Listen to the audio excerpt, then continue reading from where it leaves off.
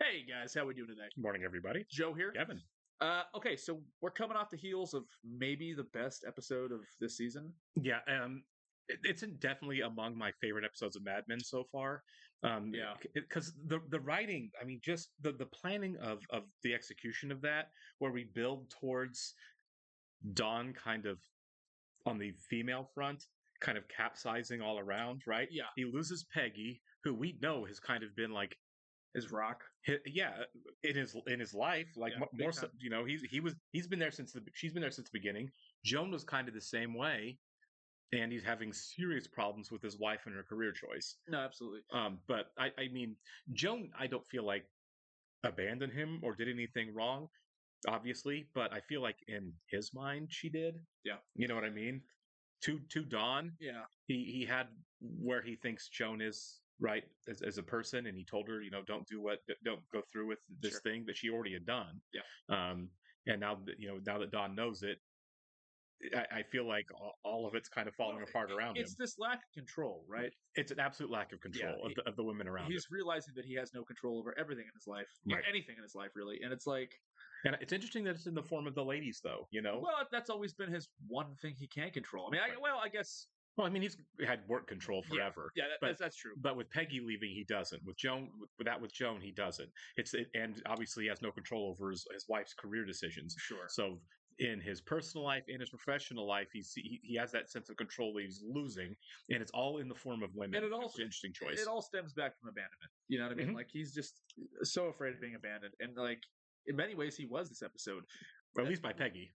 By Peggy, Yeah. and then by Megan saying, "I'm gonna have to go away for 3 months." Right. I mean, she did, and she didn't get the job. She didn't get the job, but still, like that She was willing to do that it. was hanging over Right, there. yeah. That threat is like really triggering him. And in many ways, Joan, not really abandoning his principles or her principles, maybe herself, but hey, don't do this. He did a thing he didn't want her to do. Yeah. He didn't tell her no and have it not happen. By the way, that whole sequence, some people thought it could be played as kind of cheesy. I don't think so. I thought that was edited so. I did too. I thought it was too. It was kind of it was a blow to the stomach. It really was. And the too little, too late aspect of it, I just absolutely love. Yeah. And we've had a couple moments like that this season. Obviously, the episode with the Howard Johnsons, where it's a bunch of it's non-linear perspective. Yeah. I thought that was really interesting. So the fact this season is playing with that is a lot of fun. Yeah, you don't have to. Way. Yeah, it's like Tarantino movies, right? You don't have, sometimes the best way to lay out the story and the character arc of the story isn't linearly, right? No. Absolutely. Pulp Fiction works because you get to follow Jules' growth in a way that's not in order, right? Exactly. You get to the heart of the movie at the end of the movie, which is chronologically in the middle of the movie. Yeah. In the middle of the story. Sometimes it's just I just the right way to tell a story. When they mess with your perception. Yeah, absolutely. And this will be the same thing, right? Yeah. Oh, here he is telling her not to do it, and now we go back and find out it's already been done. Yeah. I think that's a great way to lay the story out. I do really like a nonlinear story, as long as it's not done for cheap tricks, as long as it's done for an actual, narrative point. Yeah, like that was. Yeah. So we have 2 episodes left this season. I expect Lane to be unemployed by the end of them, by the way. I do too, and I think something big is coming. I feel like there's a bigger bomb that's going to happen this season. I mean, like it's building towards something. I think it's going to be, related to Dawn. We talked about in the last episode. He's kind of been taking the back seat this season a little bit. We just know a fall is coming for Dawn for sure. He's reaching that breaking point, right? And I feel like the last episode, it's like, let's kick the last couple of legs out from under him that are kind of propping him up. Yeah. Real or imagined, the legs that he feels are holding him up, some of them are gone now. And also, I want to see where Peggy ends up on the show. I mean, like, she's not leaving the show. There's no way. I assume we're going to follow Ted Shaw's firm a little bit. Not as a major storyline, but at least to keep Peggy in the story. Yeah. And I don't know how that's going to go. Either Dawn's going to completely destroy Ted's firm. Yeah. And Peggy's going to come crawling back. Yeah. Or Peggy's going to realize she does not like it better. Yeah. Is there trouble in paradise? Is it as good as it seems? Yeah. There's always the like, I'll just go work over here because they'll treat people better, and then you find out the grass isn't always green on the other side. Also, quickly, it's interesting how Ted has kind of became in many ways the new Duck on the show. Like for a long time, Duck was the professional foil for Dawn, right? Yes, Duck was it. I don't know if we're ever going to see Duck again. Duck kind of really bottomed out. He did. I mean, like Duck is Duck. It's fine. If he pops up once in a while, it's like, okay, there's Duck again. But, right? But it's not going to be like, hey, there's Duck. He's not the killing big deal. it. He's not the big deal we thought he was going to be in season 2. Well, he didn't have it. Didn't have it. He was not on Dawn's level of competition. Maybe Ted is, maybe Ted isn't. We don't know yet. But I think you're right. I think he's the new one. Yeah.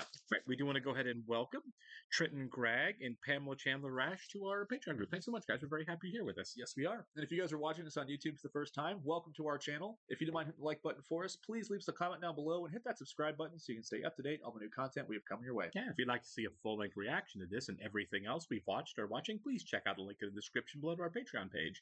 On all shows over there, we're at least 4 episodes ahead of where we're on YouTube. So if you get done watching this on YouTube and want to keep going, that's the way to do it. If you do join our Patreon, you will have to sync and watch along on your own source material. You're only going to see and hear us for copyright purposes. We're also watching 30 Rock as a Patreon exclusive and loving it. Oh yeah. All right, let's go ahead and get into episode 12. Missions and fees. In 3, 2, 1. This is a big win for your little agency. Your little agency. Yeah. Yeah, he's coming in there to smack talk him a little bit. Either that or Don's taking the compliment there. Yeah.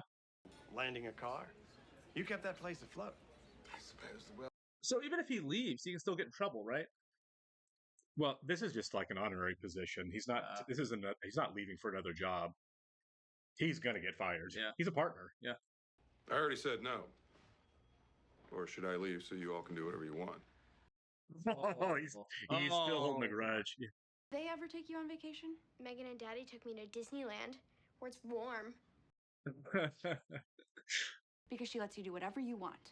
Oh my God, she's still on this. Vintage Betty, baby. Yeah. I love it. Sleep with a doorman for all I care. I don't know why I'm the bad guy because I have a hard time liking Betty Draper. So egregious. Yeah. Upon examination of our books, I found this canceled check. There it is. Bam. Your signature's on the check. So it is. Oh, this is it. You know, you can't keep being the good little boy while the adults run this business. He's gonna try to cover for him. He's covering for him here. Yeah. Don, could you get Mr. Price in here? Oh God, this is gonna be rough. It's gonna be awkward. I mean, we knew this was coming. He didn't throw. He didn't, but that's just because he wants to deal with it himself. I feel. Yeah, he just want to embarrass him, I guess. Close the door. Yeah, he's like, "What the f, bro?" Yeah, this is coming fast. I thought this would be like a finale thing. What is this? Oh, his face. Yeah. I won't sit here and bear this interrogation. You want a professional to do it? Yeah. Just talk to him. You can talk to him. Yeah. Your next move is to call the police. Yeah. Even if I have to pull my son out of school. You embezzled funds, and you forged Yeah. my signature. Yeah, It's a big deal. Always been the most decent to me. I'm doing the most decent thing I could possibly do, Lane. Yeah. I'm letting you resign. This is so This is tough. hard. I'll lose my visa. Oh my God. What will I tell my son? This is brutal. Man. Next thing will be better. Because it always is. I mean, Don's being as gracious as you can be, He but is. Think of an elegant exit. Cooper doesn't know anything. Dang. that was really hard to watch. But he's right. Don's right. He's being gracious. a lot. He could have done a lot worse to Could have told him. the police. Yeah. Does he get the other $50,000 back that he sunk in to open the firm? He has to, right? I mean, he and his wife have been on the rocks so much Yeah. anyway. They have to tell her this. I don't know what's gonna happen. This happening to be in the episode, it's like I think if he went and got another job pretty quickly in New York in an ad firm, which I think he's qualified to do, he could do he it. could keep his visa. Maybe he can't keep the same lifestyle. Maybe Peggy. I don't know. I don't know. Is this Sally getting dropped off by the very angry mother? I I hate her so much. She's such a phony. It's like a 60s kid, the phone. Yeah. I hate to bring it up with Cynthia, even by accident. Oh. It's blackball a little bit. Yeah. What would it take for you to do nothing? Some kind of partnership? This has been Roger the whole season. Yeah. I don't want to be your partner. I've seen what's involved. Joan thing. Yeah. If you get it, you'll force me on it. Okay. Oh, that's clever. That's Smart. good. He really fought us. Pete doesn't go to the meeting. And Pete doesn't go to any meetings. You can. Yeah. Good for him. He's not Playing the game. He's not happy with Pete right now, and I think after that whole thing with Joan, I get it. Yeah. It's kind of smart how they showed that it's getting around the office. Like Ken knows about it, you know? Yeah. I have a lot of work to do. So do I. After dinner. Yeah, we've only seen him eat like crackers one time. Right. She is so understanding. I know. And good for him for not blowing up on her. I'm tired of you refusing to recognize the successes when they come. This is hard. Now you're taking me to dinner. No arguments. Well, take her to dinner then. Give her the news. Yeah, after dinner, give her the news. Like I thought racing green. she bought a car. Oh my God, no! Oh She no! bought a Sell that car. Sell that freaking car. Give me a very fair price. He doesn't have the money for this. He's gonna. Oh my god. He didn't tell her about his tax problems either, so she didn't Throw know. up. Yeah, Yeah. I'd do the same thing, man. He's not gonna bring you coffee. Georgie girl. Why not? Yeah. Alfie, Gambit. Night of As the my grandma would say, it stunts your growth. Right. Mine did too. Oh, it's okay. I have a boyfriend. Since when? Is it Glenn? While. But I don't know if he likes me that way. Then he's It's got to be Glenn she's talking about, yeah. Whoa. No. No, come on. No. But it won't start. The car's not going to 'Cause it's a start piece of because it's a crap. Jaguar, yeah. Well, you just broke your glasses, so. Yeah.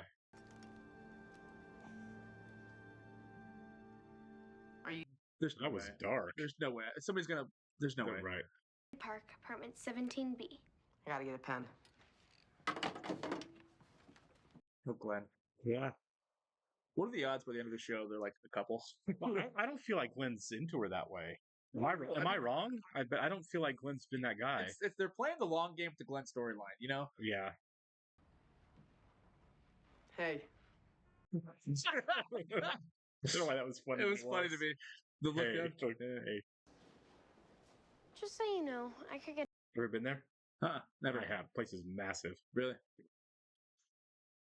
Does it look the same? I'm sure it does. Yeah. I'm sure they just shot it there. Yeah.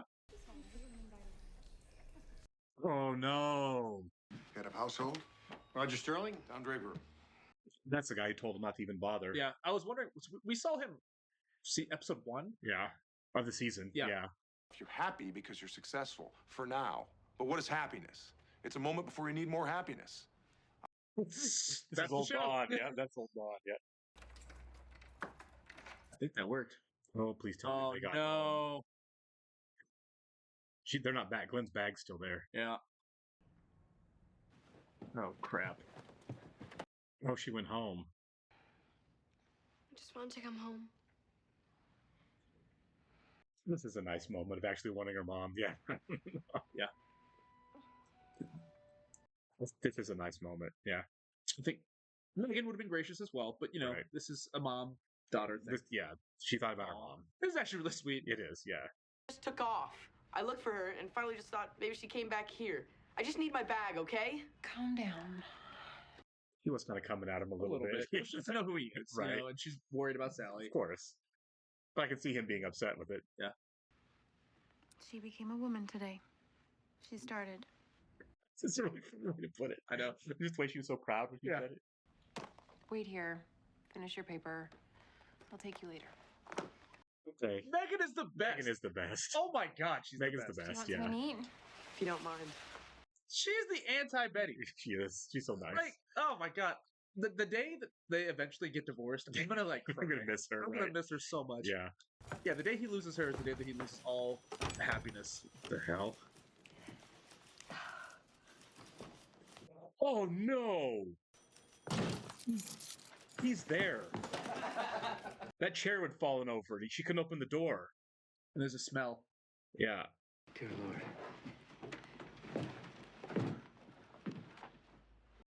This is so awful.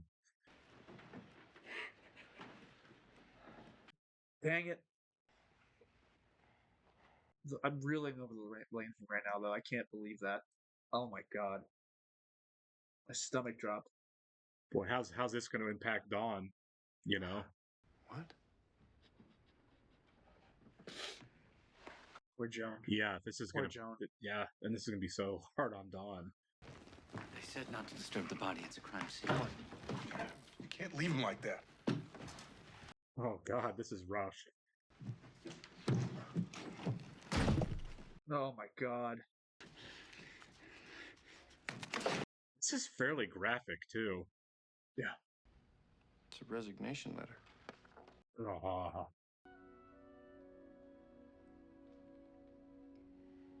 Mom's gonna take this a lot, take the blame for it more than he really should, but he's gonna.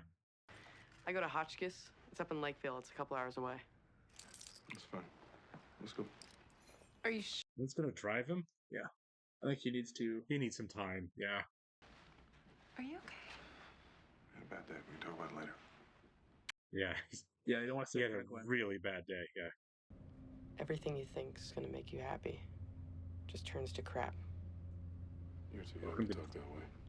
Yeah, welcome to Dawn's life. Yeah. If you could do anything, what would you do? I don't wanted to know, actually. Is Glenn driving? Because that looks like he's in the passenger seat.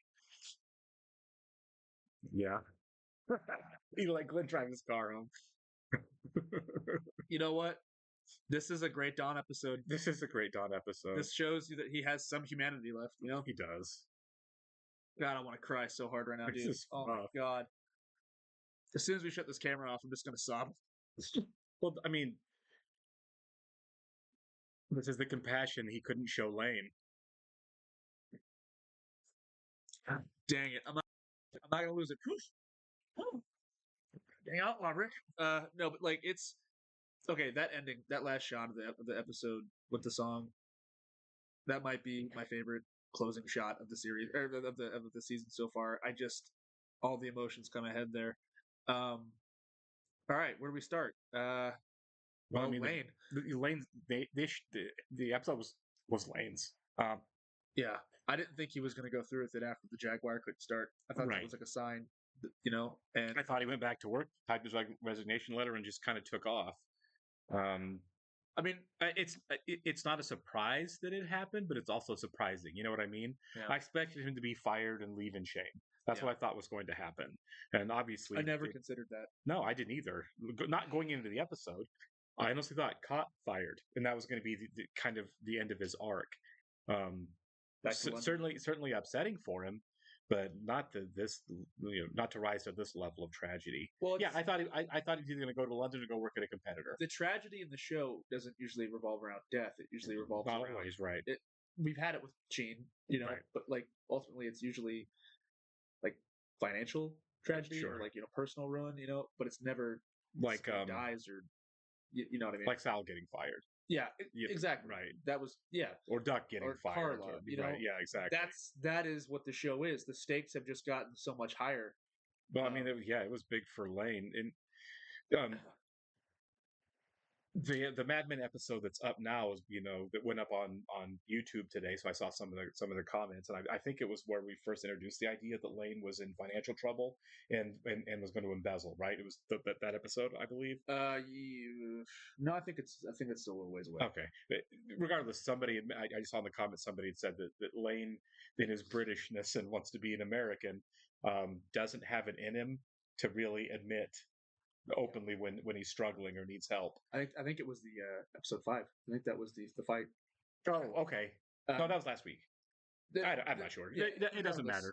Someone pointed out that Lane is just that guy that he comes from a culture where admitting weakness especially during this time was not a thing you did. To go to the partners and say I am too broke to do this thing I need to do is a level of vulnerability he wasn't willing to go to. Just like not telling his wife what happened to him in that episode. He'd rather cease to be than to have to go through the next steps of the tragedy of losing his job and possibly going back to England and disappointing his family.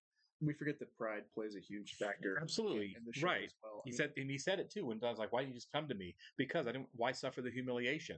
Yeah. Well, because the alternative is so much worse. All the characters have this like sense of pride too. Right. I mean, like it's really self-destructive. It is, and Don summed it up this episode. Happiness is not enough. Right. But like also the pride of all these characters. They're all very proud men. Sure.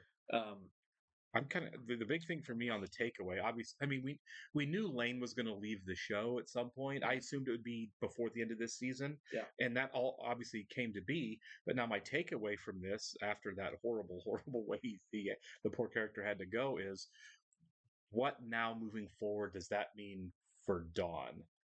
Because it's not good. I mean, because we've already seen that he's kind of we mentioned going into the episode.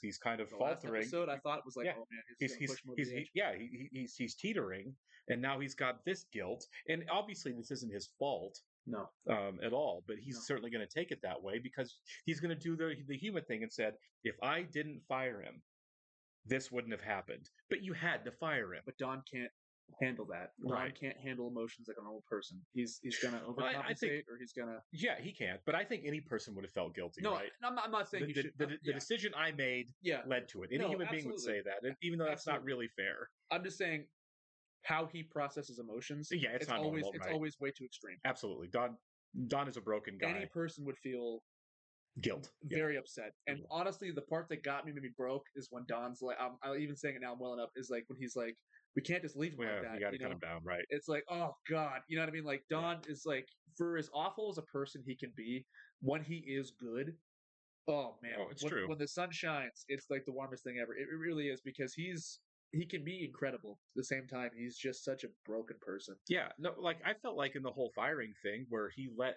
Bert think that the whole he cut him a check. He really was covering for Lane in as much a way that he could. I'm not going to have you arrested. Yeah. I'm not going to rat you out to the partners. Yeah. I'm not going to ruin your career moving forward. He could have done all of those things, right? Yeah. And he didn't. He's just like, I just need you to not be here because I can't trust you. Exactly. And even how he is with like any kid, any of his kids in the show, or even with Glenn here, it's like he's like Glenn Drive. Maybe it was out of guilt. I think it was. I think it was, like, what do you want to do? But because I denied that for Lane. Even the gesture can be like, I'll drive you 2 hours away. Right. Like that's pretty awesome. It is. I kind of felt like that was more so we could avoid the conversation with Megan, though, because first it was, I'm going to go to bed. Well, oh, wait, now I can just drive you home. Like, I think both were. Yeah. His whole intention was to not talk about it. Yeah. And he also told her, though, about the Lane firing. Yeah, but this is right. This is different. Yeah, it's a different conversation. For sure. Yeah, I honestly, Jared Harris, incredible run of the show. Yeah, I'm gonna miss the crap out of his character. I thought Lane was such a fun character. He was really complex. There were times you really didn't like what he was doing, and there were times you really loved the guy. I still think that one of my favorite episodes of the whole series is the episode with Jaguar when he gets in the fight with Pete. Yeah, like for as funny as it was, you really did feel for his character. Yeah, you had both of those guys who were like, "Am I really a man?" And they end up in a fist fight. And I think that he can he can play internal so well. You know what I mean? Like without being too like, doesn't give a big speech about how he's feeling. It's all about a look, or a gesture, or an expression on his face. And I thought that was one of the best TV characters we've had on the show. Well, and you notice after he got fired, he really defaulted to that insecurity with Joan. I bet you want me to picture you running around in a bikini. The last thing he ever said. That was the last thing he ever said to her, and it was just he didn't mean reverting. Yeah, but it was him reverting to that same insecurity. He was a little drunk at the time too. Right, which doesn't help. But and it's interesting they had that be the last thing he said to her. Right. Well, it's just the idea that when Lane we spent this season wondering if he was man, if he was man enough, and losing his job and his ability to take care of his family just That was it. The answer was no Also, for him. In his kudos head, to the show obviously. for not doing the thing that most shows would do. They didn't cut back to his wife waiting on him or anything. Right. They Yeah. just- Yeah. It wasn't done melodramatically in any way, which I appreciated. It was more of a surprise. It's very I didn't see it coming until Joan tried to open the door. It was a sobering shot. I mean, it was like you said, it was quite graphic for TV. It was them going in and how he looked when they were realistic. and showing that we didn't show the act, so we didn't know it was coming. Yeah. But them cutting him down and laying him on the couch and how he looked and us getting every second of that really was fairly graphic. Yeah. Especially for this show. The only other really graphic thing we've had on the show is the lawnmower over the foot. Yeah. I'm not going to. It was a funny moment. I'm not going to show that on YouTube because I don't think we can. First of all, but second of all, it's some people can't handle that. Just show us talking about it. Honestly, yeah, we'll talk about it. That and the Sally aspect of this episode. So she makes the comment about Glenn having a mustache, and obviously we both noticed that Glenn is very obviously gone through puberty and becoming a man, and to have Sally reach her womanhood at the same right after her mentioning his mustache, I think is interesting because they have these two characters juxtaposed with one another, right? They're both going through adolescence and going into adulthood, while we cut back and forth between their parents. You know what I mean? Like it really is showing that they are the next generation of this awfulness, and I don't know. We have hope for the characters. We have hope for the kids. Hopefully they can come out of this in one piece and not end up like Betty and Don or even Glenn's mom, but this is I don't know. It's all one big interesting conversation, right? And I do like the Sally went home to be with her mom. I thought that was a very sweet Betty moment. It was, and it was acknowledgement of Sally's like her. I mean, let's face it. How many teenagers, boys and girls, hate their parents but don't really hate their parents? But that's what you're supposed to do when you're teenagers. Hate your parents, like my controlling parents. I hate them, and you really don't. But at the end of the day, you still need them, right? I do still think she's a phony, but I still need her. Right. Yeah. I still think Betty handled that really poorly because I felt like there was some gloating when she called Megan. She had for to. sure. That's Betty. She had to. I guess she just needed her mother. I mean, he called her child bride again when she called Dawn. I mean, she's just going to be petty. Child bride. Yeah, she's just being petty about Megan, and this was her chance to rub it in. Guess she just needed her mother, and it's like, come on, Betty. But I love Megan so much because it doesn't faze her. It didn't. She didn't react. She didn't rise to that. She's never snapped at Betty. She was just glad that Sally got home okay, even after Betty did that. Oh, I'm really glad she got home okay. It was hard to process the scene following them finding Lane because that was the moment between Sally and Betty on the bed. So I'm sure we missed some stuff there, but like, I thought it was gracious of Betty. I liked it. I was like, that's her being a good mom. That was her being a mom, right? She could have handled it a lot worse. I mean, Henry was mad at Sally when she showed up, right? She just showed up and stuck me with a $25 cab bill. I mean, sure, out of context, it's like in the moment, reactionary. Like same thing with Megan. But she didn't with Glenn at the door. Megan was like, "Who are you?" You know what I mean? It's the same thing. Yeah, but she wasn't. Yeah. Henry was reactionary. Megan was reactionary. Betty wasn't. I'll find out what's going on. What's going on? This is what's going on. Okay, come here. Everything's fine. Yeah. I will give Betty credit for that. Unlike Henry and Megan, she didn't react. Like something terrible was happening. She got the information first, and that's usually out of character for her. Remember, because I still, I will never get out of my head her slapping Sally in the face when she got home because she cut her hair. That moment, the moment with her in the office when all the women were staring at her. Right. So she had to feign being concerned. There's so many moments that you can actually, point your finger and be like, Betty. You know what I mean? Yeah, right. But at the same time, we have to give praise to the moment. Yeah, exactly. That was a moment where she could have. I think 2 seasons ago, old Betty would have yelled at her for, "What are you doing here? I dropped off your dad's. You're not supposed to be here." Even 2 seasons ago, she was. I don't want to call her a monster. Well, she can be. That's what I'm saying. 2 years ago, she would have flown off the handle. Yeah, exactly. And now she didn't. She got the information first. She asked what's going on.